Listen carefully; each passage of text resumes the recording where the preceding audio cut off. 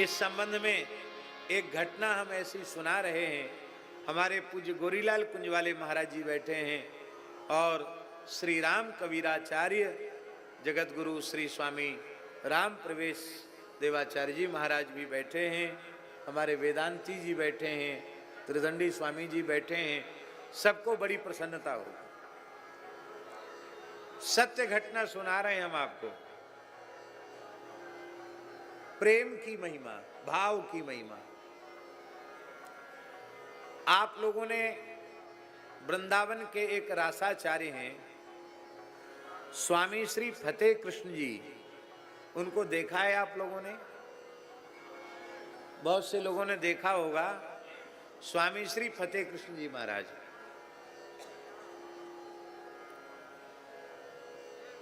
स्वामी श्री राम जी, श्री राम शर्मा जी, जिनके पुत्र श्री कुंज बिहारी शर्मा जी यहाँ नित्य लीलाभिनय कर रहे हैं, ठाकुर जी की रास लीला कर रहे हैं।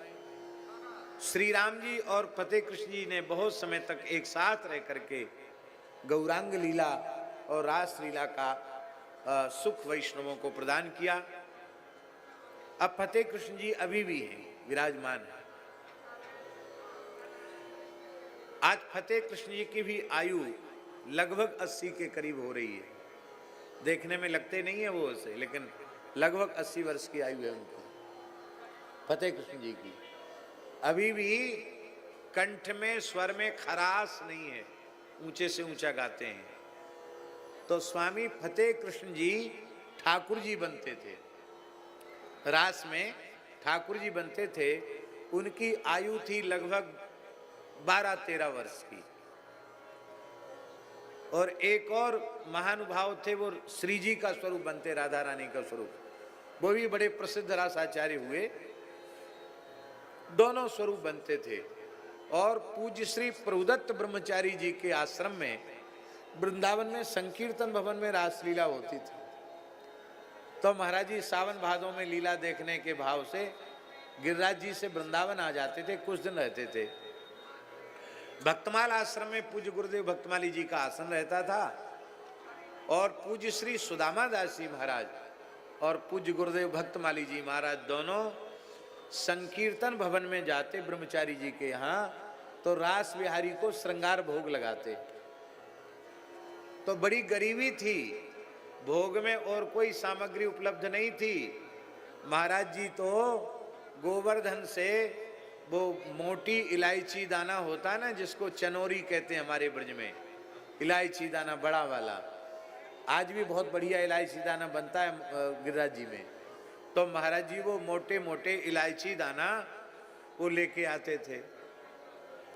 और पूज्य श्री सुदामा दास जी महाराज वो वहाँ रोज चना, भीजा हुआ चना छौंक करके, उसको हमारे साधुओं में श्याम भोगी कहते हैं, बुंदेलखंड में मसूसा कहते हैं उसको चना को। तो वो बनता था श्याम भोगी। तो श्याम भोगी और वो शक्कर के जो क्या कहते चनोरी, वो मिला करके ठाकुर जी को श्रृंगार भोग धराते। तो चना तो नमकीन और वो मीठा मिल करके बड़े स्वाद से रास बिहारी ठाकुर जी पाकर फिर रास करते। एक दिन रास का श्रृंगारी बहुत नाराज हो गए पूज्य गुरुदेव भक्तमाली जी के ऊपर और श्री सुदामा दास जी के ऊपर। बोले ये दो बाबा चले आते हैं, रोज एक ही चीज लेके आते हैं, चनौरी और श्याम भोगी। अरे कबू रबड़ी ले आवे, कबू पेड़ा ले आवे, कबू रसगुल्ला, गुलाब जामुन, जलेबी ले आवे, कछु बढ़िया मिठाई लेके आवे, सो ना आए। पता नहीं अब बाबा को भेजो कैसो खराब है गयो, जब देखो तब श्याम भोगी चनोरी मिलाए के ले आवे। चला जाए यहाँ से, ऐसे डांट कर। नहीं लगेगा भोग, बढ़िया मिठाई लाओ तो भोग लगेगा, नहीं तो नहीं लगेगा भोग। महाराज जी ने एक शब्द भी नहीं कहा, हाथ जोड़ के ऐसे खड़े रहे। श्री सुदामा दास जी भी खड़े। आज भी फतेह कृष्ण जी गवाह हैं, वो ठाकुर जी थे। बोले हमें बड़ी दया आई, कि बेचारे बाबा दुखी हो जाएंगे। तो हमने कहे श्रृंगारी तू क्यों डांट रहे हो, हमें तो बहुत अच्छी लगे, मैं बहुत रुचि से खाऊं, ला बाबा ला परोस दे। तो तुरंत पत्तल परोस दी महाराज जी ने और पत्तल पर रखा। अब जो चमत्कार हुआ वो बता रहे हैं आपको। महाराज जी ने इतनी सी श्याम भोगी वो चना, भीजे हुए छोंके हुए चना और वो चनोरी पत्तल पर रखी और कहा लो सरकार लड्डू पाओ। क्या कहा? लड्डू पाओ। तो आज इस घटना को सुनाते सुनाते फतेह कृष्ण जी आज भी सजल हो जाते हैं। कहते हमने पाया तो हमको चने का स्वाद नहीं, चनोरी का स्वाद नहीं, हमको बूंदी के लड्डू का स्वाद आया। तो हमने श्री जी से पूछा कि हमें तो आज चने का स्वाद ही नहीं आ रहा है, तुमको कैसा लग रहा? बोले बूंदी के लड्डू आए। और जब वो खा लिया तो महाराज जी फिर बोले लियो सरकार गुलाब जामुन। पदार्थ वही है, भीजे हुए चना मिश्रित चनोरी, और कहा लियो गुलाब जामुन, तो फिर गुलाब जामुन का स्वाद आया।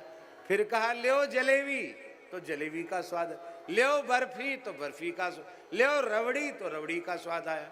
कहते ऐसे भावाविष्ट हो गए कि तमाम व्यंजनों का नाम ले लेकर परोसते गए और परोसे इतना सही एक एक ग्रास, और हम पाते चले गए। और फतेह कृष्ण जी कहते कि मेरे नेत्रों से भी आंसू बह रहे थे और श्री जी के स्वरूप के नेत्रों से भी आंसू बह रहे थे कि ये बाबा देखने में इतना सामान्य है, इसकी भाव की अवस्था कितनी ऊंची है। ये चनोरी और चना को भी गुलाब जामुन कह दे तो वो गुलाब जामुन हो जाए। जब महाराज जी भगवत धाम प्रयाण किए तो रोते हुए उन्होंने इस घटना को हमको सुनाया। बोले बाबा मेरे जीवन की पूंजी है, या को आप प्रचार मत करियो, पर हमारी ठकुराई की सबसे बड़ी अनुभूति ये है कि महाराज जी इस कोटि के महात्मा थे।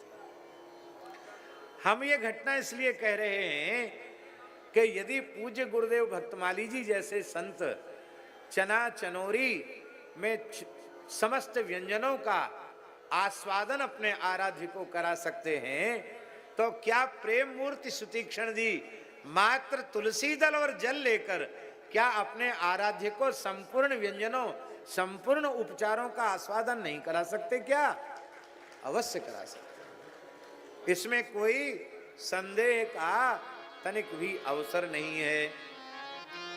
तो पूजा तो हो गई, अब मैं स्तुति कैसे करूं? महिमा अमित मोरी मति थोरी।